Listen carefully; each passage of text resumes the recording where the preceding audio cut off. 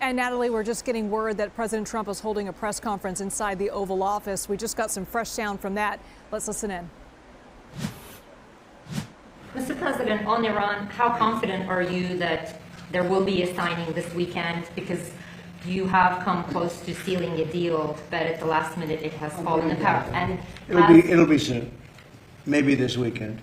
And has the Supreme Leader approved this deal, sir? I understand the answer is yes. And when this deal is signed, is the United States going to immediately lift the blockade? Yes, that's true. That's part of the deal. And you'll have oil prices dropping like a rock. And sir, have you actually secured an agreement on the discussions about the nuclear material and the nuclear negotiations? Yes, conceptually on that, and nobody's getting close to it because it's buried under a mountain, basically. There's B-2 bombers. But has Iran committed to not pursuing a nuclear weapon, or will there be more negotiations on that down the line? They will not have a nuclear weapon. They've agreed to that. There will be no, which is the whole reason, which is a big part of the reason. Is that going to be in your agreement, sir? They will not only not have, they will not purchase, develop in any way, any shape, in any way, shape, or form a nuclear weapon. They will not have a nuclear weapon. Mr. President, just to follow up on that, you have said before that Iran and the United States were close to a deal. It has not happened yet. Why are you so convinced that this time is different? Because they've taken a pounding. They've taken a pounding like very few people could take, and they want to make the deal a lot more than I do. And we could have had it done the other way, I guess, but it would have taken longer. They got hit very hard recently, as you know. And I don't like to have to do things that way, but I felt it was necessary. It's a great deal for the United States and for the Middle East, and I think ultimately great for Iran because they'll be able to build up their country and their country. I really believe it's a regime change because I find these people to be much more rational than the people that are no longer with us. We knocked out the first team of leadership, the second team of leadership. There's a different group, there's a different level, and I think it's frankly a smarter level, and it's a level that has reason. And they've all approved the deal. Everybody's approved the deal. Now we'll get it finished up, and hopefully that'll be done. We will not have Iran having a nuclear weapon, which is very important to these people behind me. We can talk about fishing. There won't be anybody to fish. The fish will still be around, I guess. They're probably going to be affected, too. We're not going to let it happen. So Iran will essentially, most important paragraph to me, Iran will in no way, shape, or form have a nuclear weapon or purchase a nuclear weapon. But is this just a concept of that agreement when it comes to nuclear? You said this was just a concept of that agreement. So is this just essentially setting the stage for deeper talks on nuclear? It's a very strong memorandum of understanding. That is a little conceptual, but it's something that's going to get done. And if it doesn't get done for any reason, which I can't imagine that not happening, they want to sign it as much as I do or more. I would say they want to sign it more, maybe a lot more, but it's a very detailed memorandum of understanding, also agreed to by many other countries that have great influence over them, and everybody wants it done. So it's going to get done. The President suggested yesterday that Iran may be tapping along the U.S. Those were the words that you used. What makes you believe that they are sincere this time in wanting to pursue diplomacy? It's the level of enthusiasm for getting it done. And we were hitting them very hard for the last 3 days. We're going to hit them even harder tonight. They knew that. We told them exactly what we were going to do. We explained it exactly because they had no Navy, they had no Air Force, they had any weapons of detection, they had nothing. And so we could tell them exactly what there wasn't a thing they could have done about it. And we won this war militarily very early on. The only thing we didn't win was the fake news was, no matter if they could have raised the white flag of surrender and the fake news would say, oh, they did wonderfully. They didn't do wonderfully. But you know what? They've got a chance to build a country. Their country is largely demolished. Again, their Navy is gone, their Air Force is gone, their anti-aircraft is gone. Everything's gone. Their leadership is gone many times over. Even many people from this leadership is gone. But we found them to be rational. And they're going to make a deal. And I'll tell you what, it's a great deal. You know why it's a great deal? Because they will never have a nuclear weapon. Mr. President, is there a specific amount of time that has to pass between this memorandum of understanding and a final deal being done? Well, we hope it's going to go relatively quickly, but it's Is not. there a 60 or 90 I mean, the day straits are deadline? going to open immediately. It's fun signing. Maybe it'll be Saturday or Or is there a Monday. deadline, though, to get from this to a final deal? We think it's going to go pretty quickly. I don't want to say a deadline because if I say a deadline, you'll say, "Oh, you didn't meet the deadline." You know, this is like, it's not going to matter much because it's going to get signed, and the strait is open. But the straits have been open for a number of months already, and you just didn't know about it. You know, you as reporters weren't able to get it. I just announced yesterday that we brought a lot of ships through, and nobody knew about it. I guess we did a pretty good job, Peter, right? But we brought many, many ships across, and millions, hundreds of millions of barrels of oil But why were was brought across.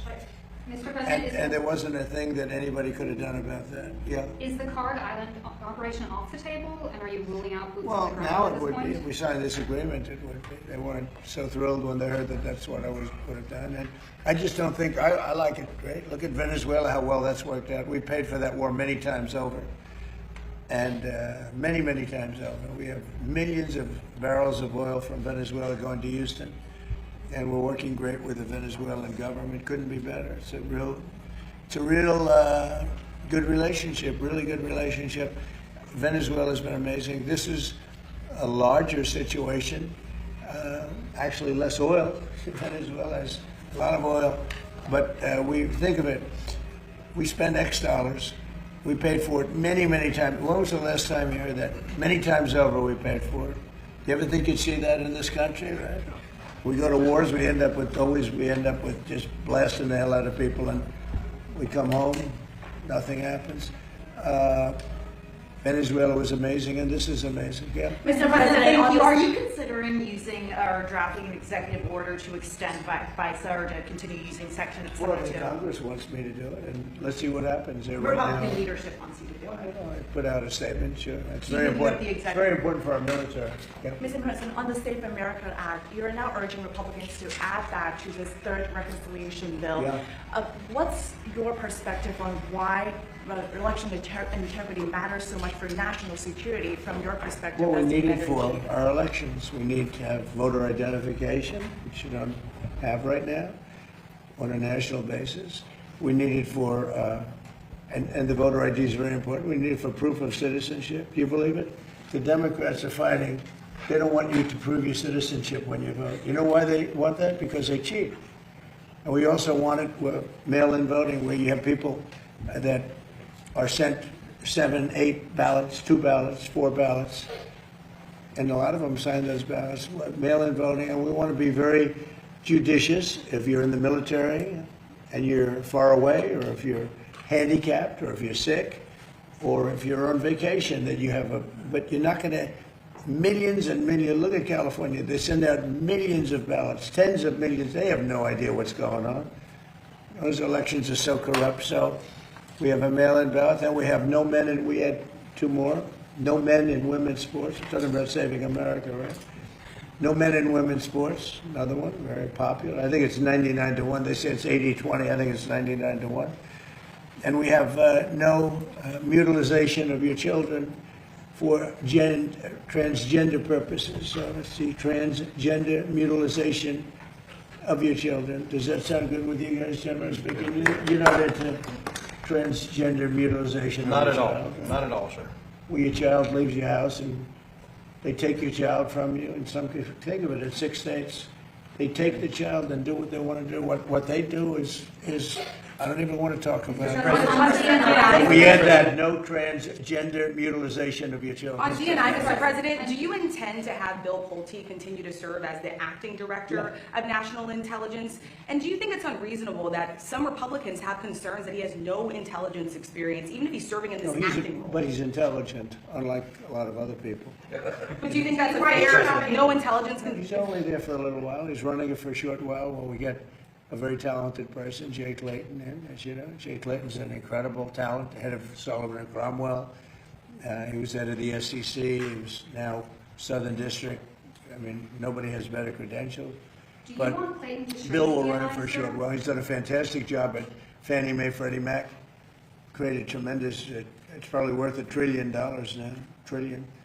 He's done a great job. He's a smart guy. Today's another example of you bringing these everyday Americans into the White House and listening to them. Yeah. How important is it for you to listen to everyday Americans when it comes to policy making on a These daily people basis? built the country, not the complainers. The complainers didn't build the country. These people built the country, whether it's fishermen or farmers or anything else. Me, guys like me, they built the country.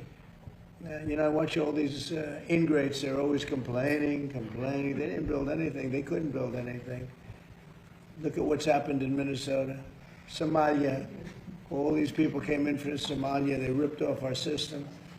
You have the woman who married her brother. She came in and married her brother. Isn't that wonderful? And then she talks about the Constitution of the United States. She comes from Somalia. They don't have constitutions in Somalia. They don't have police. They don't have it. All they have is people that run around shooting each other. And then she comes and tells us how to run our country. I don't like it. These people don't like it. I can tell you. I think I can speak for you. Yeah. She comes in, Ilhan Omar.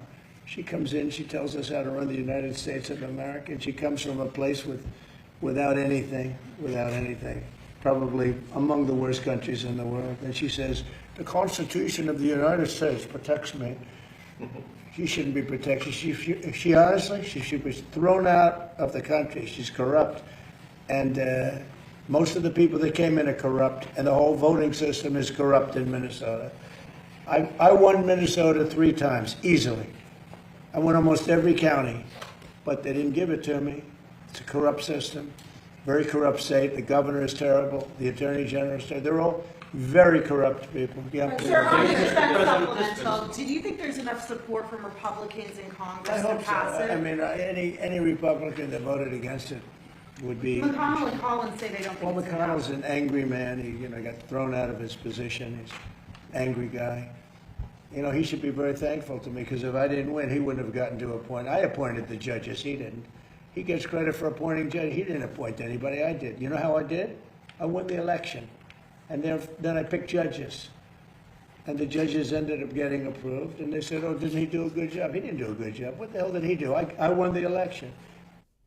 That is President Donald Trump taking questions from reporters inside the Oval Office. He's covering a number of topics, but the big headline to come out of this particular press conference was this impending deal that will be signed with Iran, according to the president, this weekend. Now, the deal, they're calling it a memorandum of understanding, and part of the agreement would include lifting the blockade in the Strait of Hormuz, and also no way, shape, or form, according to the president, would Iran ever have a nuclear weapon. Those are the 2 big sticking points of this memorandum of understanding that the president says will be signed in Europe over the weekend. So when asked why this deal was different, of course, we've been hearing for the past couple of weeks that the deal was close, that we were close to making a deal. The U.S. launched strikes overnight on Iran, and according to the president, Iran took a pounding and they need a deal more than the U.S., and that is why this deal is different. We're going to stay on top of this breaking news story. We'll have much more on CBS News 24/7.